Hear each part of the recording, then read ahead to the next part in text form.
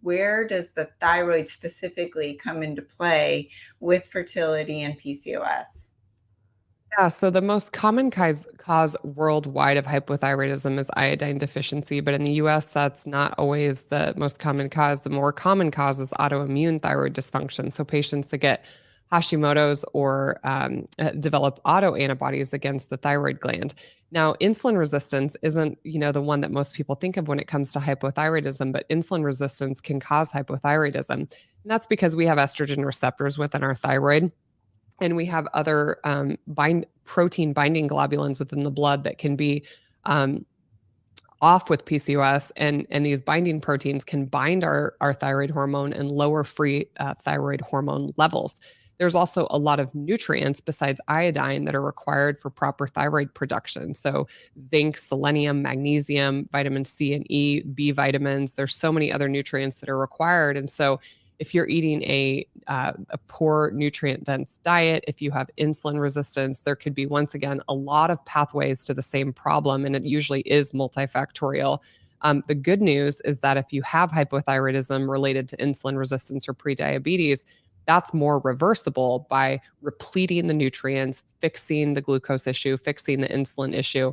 And a lot of times we can restore normal thyroid function in these patients. If a patient has autoimmune thyroiditis, that's more of a chronic issue because it's harder to, there's no quote unquote cure for that, but you certainly can try to decrease the inflammatory burden and keep the autoantibodies as low as possible through lifestyle.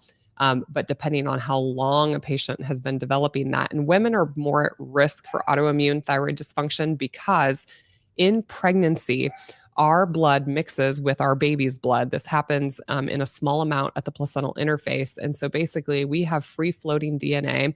It's called cell-free fetal DNA that circulates within the maternal bloodstream.